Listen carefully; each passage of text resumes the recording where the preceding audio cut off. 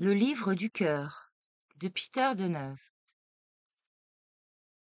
Chapitre 14. S'approcher de Dieu. La formation d'un monde nouveau est un processus semblable à la naissance. Il apporte la joie et l'allégresse. Se renouveler, renaître, apporte à l'esprit humain une nouvelle impulsion vers un idéal plus élevé. Mais en même temps, il y a danger de tomber, d'être influencé par les mesquineries ordinaires de la vie qui proviennent de la basse conscience, encore animale, et de ne pouvoir comprendre et suivre les idées spirituelles et celles des Écritures.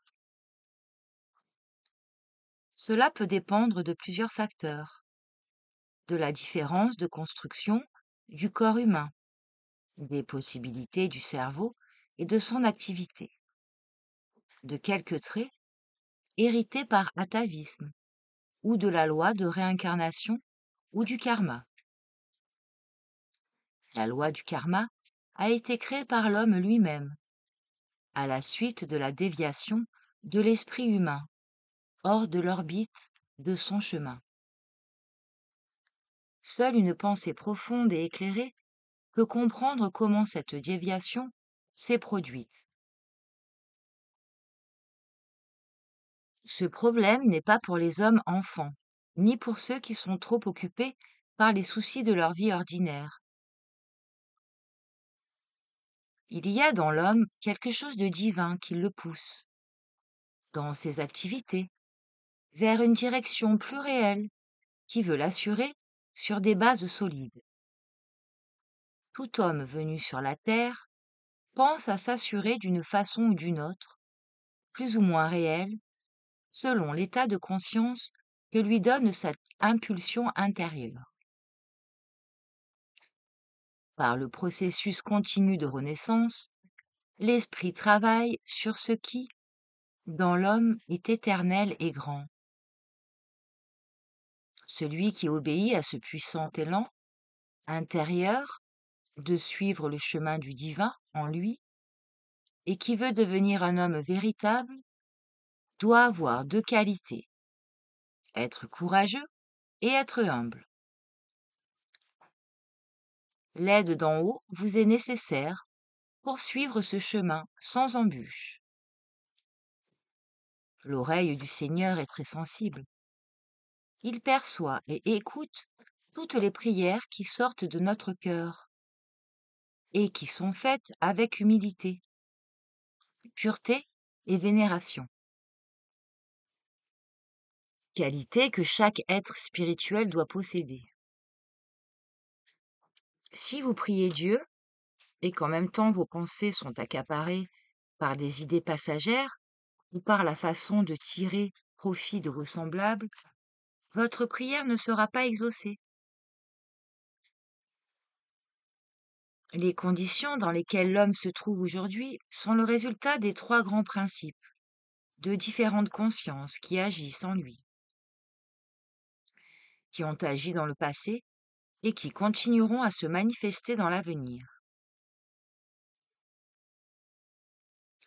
Le premier de ces principes est la conscience humaine, primitive qui s'active pour adoucir l'élément dur de l'homme. Elle s'exprime par une ligne droite entre deux points. L'homme part de l'un, se dirige vers l'autre où il s'arrête, pensant avoir achevé son travail.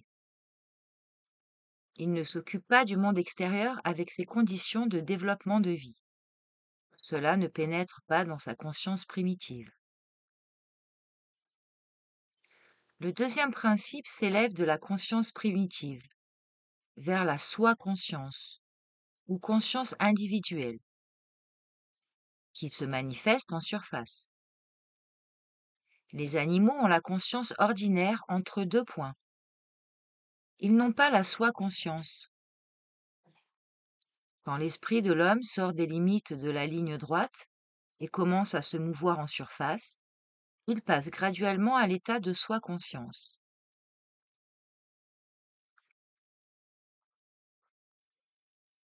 De nos jours, l'homme, avec sa conscience individuelle, vit dans des conditions qui sont comparables à l'hiver. Son cœur est froid, son intellect est personnel et limité. Il est renfermé en lui-même. Il pense, en priorité, à son propre intérêt, et il ne compte que sur lui-même pour résoudre tous les problèmes de la vie. Il édicte des lois pour améliorer l'existence. On lui prêche des enseignements, mais il lui manque l'ambiance chaude, de la confiance de son entourage, si nécessaire pourtant à l'épanouissement de son âme. C'est la vie de la soi-conscience. Elle a la conception du bien et du mal, mais la réalisation du bien est encore très limitée.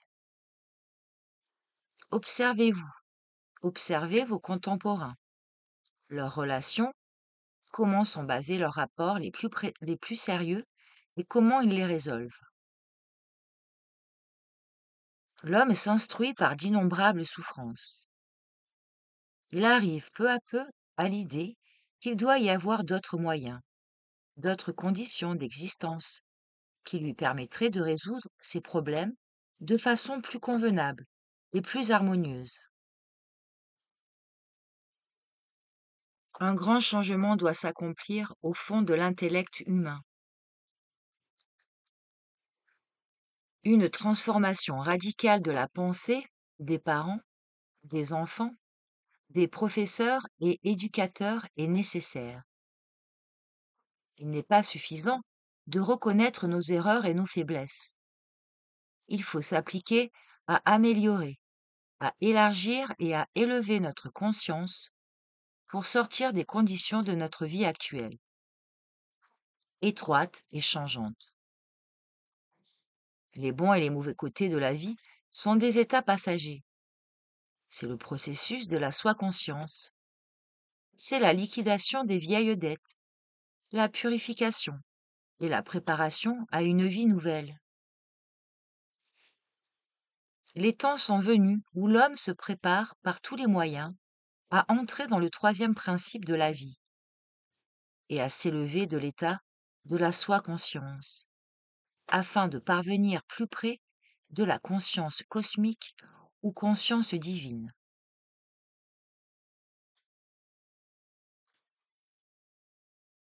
D'après le langage de l'Évangile, cela veut dire que l'homme naît d'eau et d'esprit. Il aspire de toutes ses forces à l'amour, à la sagesse, à la vérité, à la justice et aux vertus, où son âme s'épanouira dans la conscience cosmique, vers le principe éternel qui renferme tout en soi. C'est seulement dans les conditions harmonieuses de la conscience universelle que notre corps peut se reconstruire et se perfectionner. L'apôtre Paul dit: Nous avons un corps de chair, mais quand viendra la conscience cosmique, notre corps spirituel se formera. Le corps physique souffre, meurt et subit les contradictions de la vie. Mais le corps spirituel ne souffre ni ne meurt. Il demeure dans la joie éternelle par sa compréhension du sens profond de la vie réelle. Est-ce que nos savants peuvent dire depuis combien de milliards d'années la Terre est sortie de son port, tel un navire, et quand elle a commencé son voyage dans l'espace? Et dans combien de temps elle s'arrêtera dans un autre port? L'humanité est partie du port de la conscience primitive, et elle se dirige vers la conscience cosmique, où elle jettera l'ancre. La Terre a déjà parcouru la moitié de son long voyage. Or, vous direz, il nous faut donc attendre longtemps encore. Non, il n'y a pas à attendre. Nous voyagerons avec elle. Celui qui attend ne travaille pas. Je vais vous expliquer cette idée. Celui qui attend que son idéal se réalise, sans y travailler, sans faire d'efforts, verra passer des millions d'années sans obtenir aucun résultat. il ne recevra jamais rien tout préparé. Tout homme qui comprend cette idée et qui y travaille en conséquence aura des conditions favorables pour s'élever. Il pourra dès maintenant entrer dans la nouvelle vie. Ses yeux s'ouvriront, son téléphone intérieur commencera à fonctionner. Celui qui entrera dans la conscience cosmique se trouvera devant un monde vivant. Pour lui, le soleil ne sera plus seulement un corps lumineux, mais un corps vivant qui lui parlera et dont il comprendra le langage. Les êtres qui vivent dans le soleil sont des êtres hautement raisonnables. Ils vivent dans la conscience cosmique. Ces êtres ont entouré le soleil d'un beau vêtement lumineux. Ils s'activent continuellement autour de lui afin d'empêcher les êtres d'un niveau très bas d'y entrer, et ils les repoussent dans l'espace. Notre Terre aussi a été jetée hors du Soleil quand elle s'est révoltée contre lui.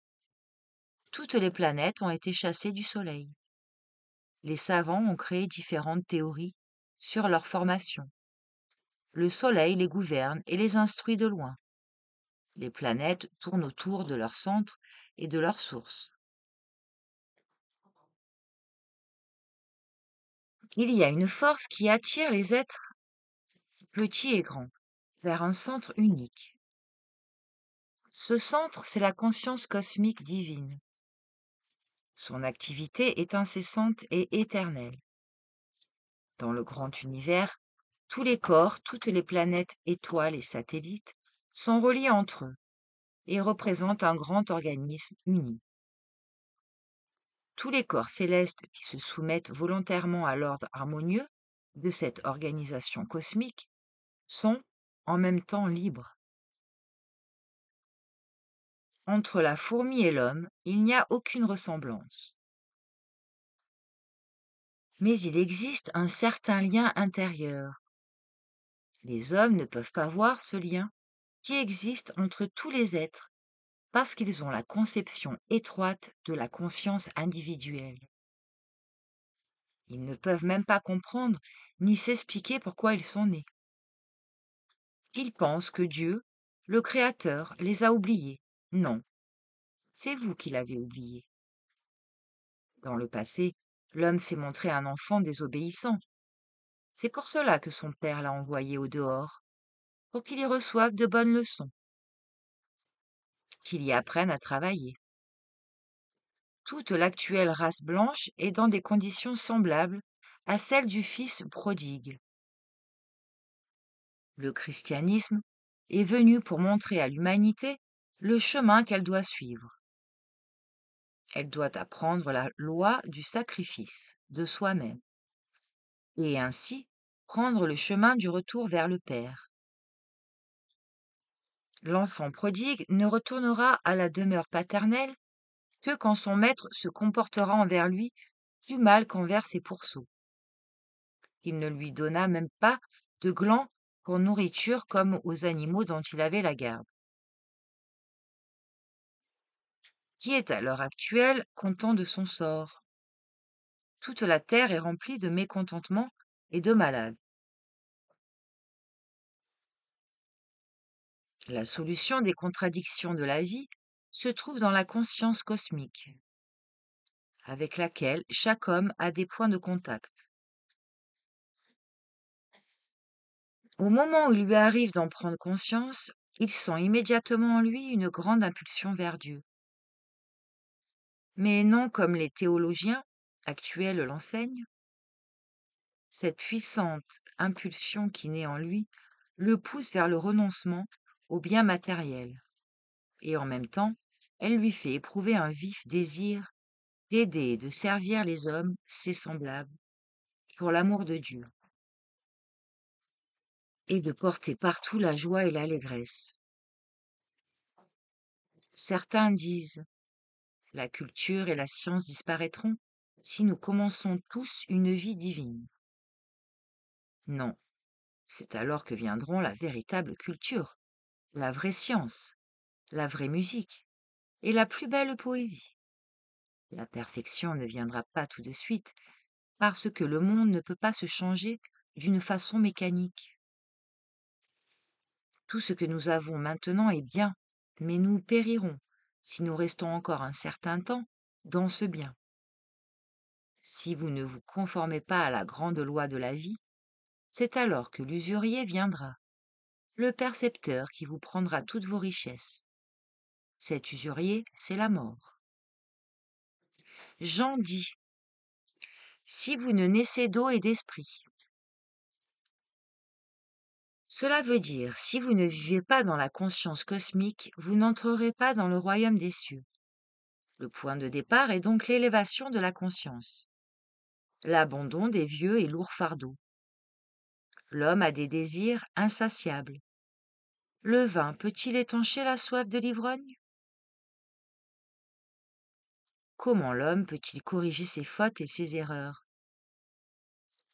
Avec la conscience divine, il peut être une fontaine d'où l'eau coule continuellement et lave toutes les impuretés des alentours. Mais cette fontaine ne coulera que s'il est lié avec la grande source de la vie. En quoi réside la valeur de la fontaine?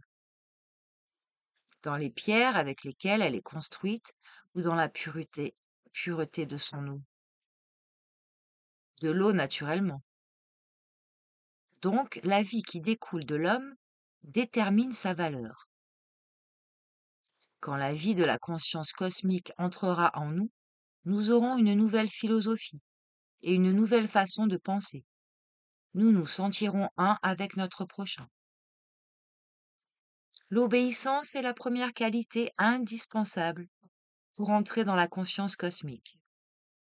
Il n'y a que soumission dans la vie de la soi-conscience, tandis que dans la vie de la conscience cosmique, il y a obéissance. Comment écoutez-vous celui que vous aimez? Vous l'écoutez avec intérêt.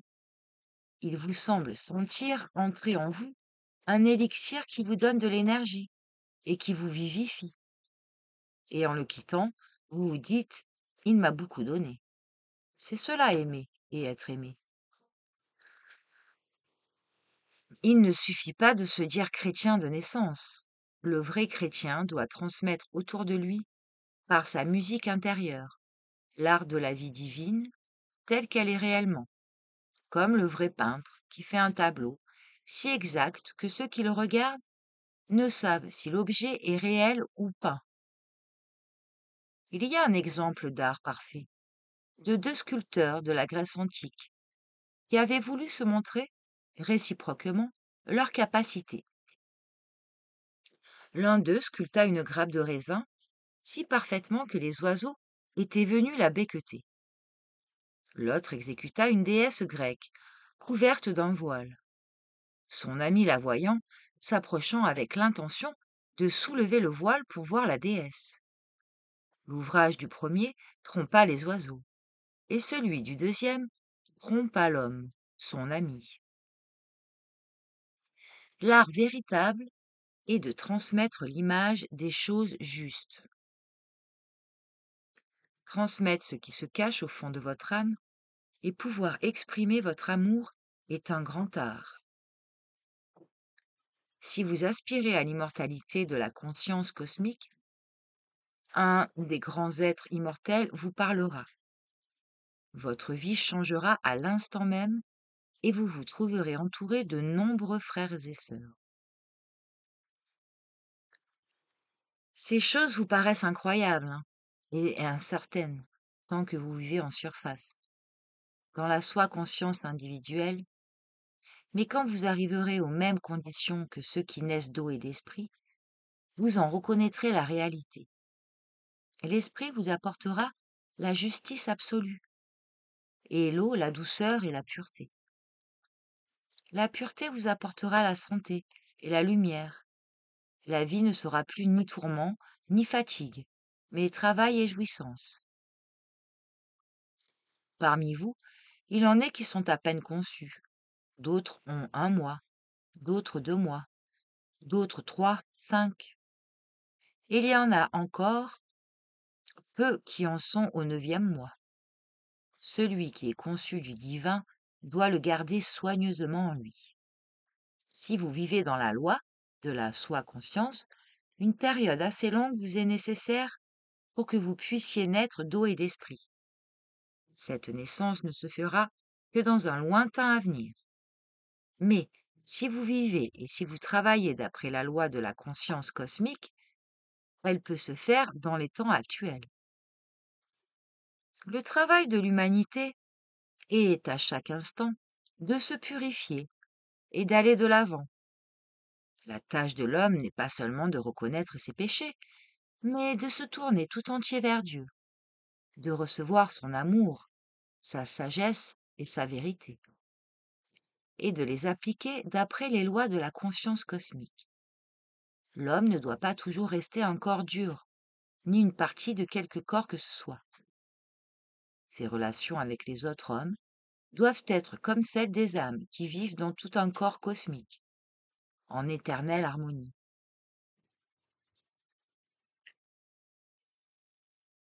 Quand une âme vit dans la conscience cosmique, elle peut être reçue partout. Si elle demeure sur la terre, elle peut la quitter temporairement et aller dans le soleil, s'entretenir avec ses bien-aimés, et revenir de nouveau sur la terre. Cette âme est libre d'aller où elle le désire. Du point de vue de la soi-conscience, vous direz que l'homme ne peut pas aller dans le soleil physiquement. On ne peut pas, mais spirituellement on le peut. Il y a une façon intérieure de voyager. Quand nous parlons de la vie, nous entendons son côté extérieur physique et aussi son côté intérieur spirituel. De leur point de vue matériel, les choses s'accomplissent lentement et difficilement. L'éternité est nécessaire, c'est-à-dire un nombre avec 15 zéros. Le jour du Brahma. Quand s'écoule ce grand nombre d'années, le jour divin aussi s'écoule. Après quoi, la nuit divine vient elle aussi, et il lui faut un temps aussi long pour s'écouler. Calculez combien d'années cela fait. Le jour, Dieu crée, et la nuit, il forme en lui-même de nouveaux mondes. Il y a en Dieu un continuel processus de création. Si Dieu crée et construit perpétuellement, nous devons, nous aussi, construire en nous un monde nouveau. C'est le travail de l'homme à la conscience éveillée. Tandis que les autres continuent à chercher leur santé, en dehors d'eux-mêmes, qu'ils croient pouvoir s'assurer dans le monde et mettre leur espérance dans leurs semblables. L'homme doit se sentir libre et il doit trouver en lui la force et les moyens de suffire à son existence matérielle. La mesure et la mendicité, la misère et la mendicité empêchent l'homme de s'élever. Ce sont seulement des méthodes de redressement. D'après les lois spirituelles, ce sont les orgueilleux qui sont mis dans ces conditions. Ils ont été envoyés sur la terre comme mendiants, pour devenir humbles, qualité si nécessaire à l'homme nouveau. L'orgueil abaisse l'homme et le fait tomber. Celui qui arrive à un état spirituel élevé, qui pense être supérieur aux autres, et qu'il n'y a pas d'égal à lui, est condamné à la chute. Nos dons dépendent en grande partie de ceux qui nous aiment et que nous aimons. Ils nous donnent la force nécessaire pour manifester nos talents. Si vous vous exprimez devant ceux qui vous aiment, vous vous expliquez mieux que si vous vous adressez à ceux qui ne vous aiment pas. Donc, les dons dépendent de l'amour. La mère, qui a en elle l'amour véritable, aura un enfant plus élevé, plus noble. Une mère qui va avoir un enfant doué doit se préparer à avoir une idée claire et consciente de sa tâche. De même, nous ne pouvons donner vie à une idée élevée si notre conscience est occupée aux mesquineries de la vie. C'est nous qui créons les idées élevées et les idées ordinaires. La pensée de servir Dieu est une pensée élevée, une pensée divine. Celle de servir notre prochain avec notre intellect et avec tout notre cœur est aussi une pensée élevée. Ne laissez jamais accaparer votre pensée, votre volonté, ni votre cœur par qui que ce soit.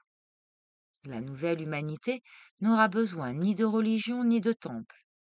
Il n'y a pas de meilleur ni de plus majestueux temple que le ciel. Levez vos yeux et dites en regardant les étoiles. Seigneur, je te remercie de tout ce que tu as créé. Donnez aussi votre attention aux petits êtres, aux insectes, aux oiseaux, aux plantes, aux fleurs, aux belles et innombrables manifestations de la nature. En vous s'éveillera un grand désir de comprendre pourquoi tout cela est créé, et vous sentirez s'élever, dans votre âme, une vive reconnaissance. Si vous vous trouvez près d'une source pure et limpide, arrêtez-vous, et avec respect, lavez-vous doucement les mains, rafraîchissez votre visage, buvez un peu de cette eau pure, et adressez cette prière. Seigneur, aide-moi que je puisse purifier mon cœur, et fais que mon intellect devienne clair comme l'eau de cette source. Il y a des choses réelles et des choses irréelles. Les choses réelles n'ont ni commencement ni fin. Par exemple, pour nous, le Christ et son enseignement ne sont pas du temps passé, ni d'une époque à venir. Nous l'envisageons comme un enseignement du temps présent et perpétuel. Nous y avons tous une tâche à accomplir, car nous y sommes liés comme les membres d'un grand organisme. La main ne peut se détacher du corps, ni se croire plus importante que les autres membres. Ayez tous conscience de former un tout harmonieux, où chacun occupe une place fixée d'avance.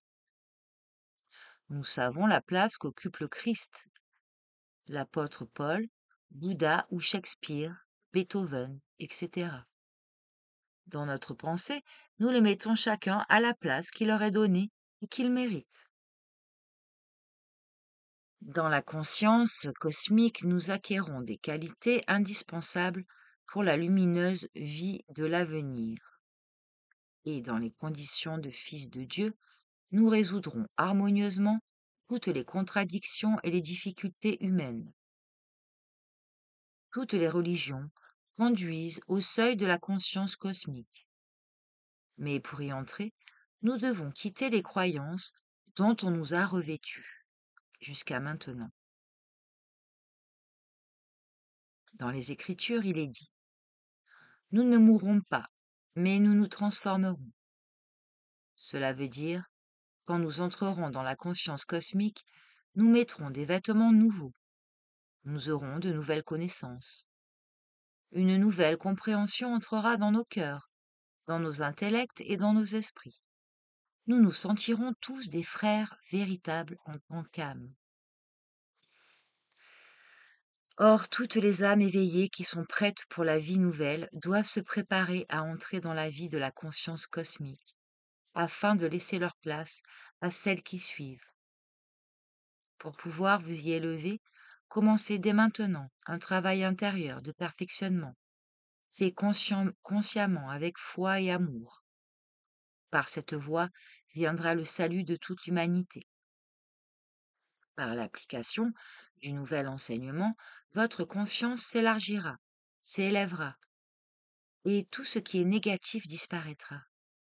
C'est ce que dit ce verset des Écritures. Le Seigneur effacera tous vos péchés.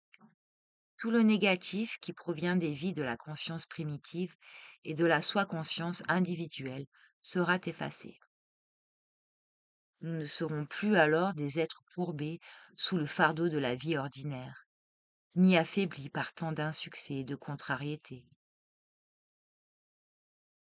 La soi-conscience a résolu le problème de la nourriture physique. La conscience cosmique résoudra en nous la question de l'amour envers Dieu. Quand nous aurons retrouvé nos justes rapports avec notre Père, l'amour nous apportera son abondance à tous, ainsi que sa plénitude de vie. Toute la terre se transformera en un jardin du paradis, où il y aura la joie du travail pour tous. Chacun pourra y manifester ses dons et ses possibilités.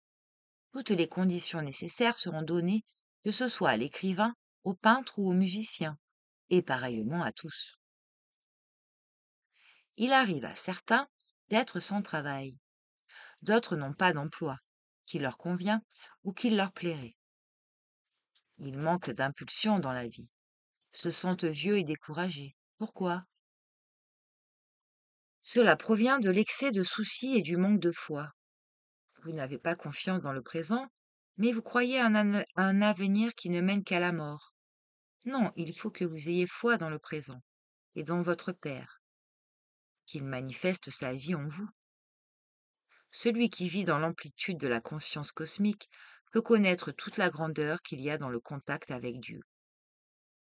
Le plus petit rapprochement de notre conscience avec Dieu apporte une telle paix et une si grande joie à notre âme, ce qui a fait dire à l'apôtre Paul: toutes les richesses du monde ne peuvent être comparées au bonheur qui nous attend dans l'avenir. Nos pensées et nos sentiments seront en pleine harmonie, et nos actions seront en parfait accord avec la pensée de Dieu. Et si vous prenez la plume, il en sortira des pensées élevées et pures. Ceux qui les liront diront: que soit bénie la main qui a tracé ces mots, et la bouche qui les a prononcés. Est-ce qu'une telle vie a un sens? Jusqu'à maintenant, vous n'avez eu qu'un sens très vague de cette grande conscience cosmique. Je désire et je souhaite que vous viviez tous au moins un jour dans l'état de conscience cosmique. Si vous ne pouvez y rester tout un jour, que vous y soyez au moins 1 heure ou 1 minute. Ce bref moment de contact inoubliable avec le sublime apportera à votre âme des bienfaits pour 1000 ans. C'est un grand événement pour les êtres élevés de l'univers que ce contact de Dieu avec une âme. Il se tourne attentivement vers cette âme et lui demande: qu'est-ce que t'a dit le Seigneur? C'est le jour le plus solennel de son existence. Les anges, les saints, les dieux commencent tous à s'y intéresser. Le rapprochement de Dieu d'une âme signifie, pour elle, la découverte d'un monde nouveau. Et elle peut déjà dire: je vis dans l'amour de Dieu, je respire la lumière et la sagesse divine. Je demeure dans la sublime vérité qui apporte la liberté et la plénitude. Je partage tout ce que Dieu m'a donné. L'homme de la vérité dispose d'une richesse inépuisable. Il vit dans l'abondance et dans la plénitude de l'amour divin. Je souhaite que vous arriviez à ce glorieux moment qu'est la venue du bien-aimé de votre âme. Après cette réception, tout ce qui est du passé, tout ce qui est passager perdra son importance actuelle pour vous. Ce moment peut venir aujourd'hui, présentement. Il a le pouvoir d'adoucir l'homme, d'ennoblir son visage. Tout mensonge et toute injustice disparaîtront à jamais de la vie de celui qui entre dans la conscience cosmique. Il n'y a pas de meilleure chose pour l'homme que de ressentir intérieurement la bonté et la paix. Il n'y a pas d'état meilleur que de voir partout l'amour divin, la sagesse et la vérité divine. Cette vie nouvelle procurera les meilleures conditions de travail en vous et autour de vous. Je vous souhaite de vivre ce moment sublime de contact intérieur avec Dieu.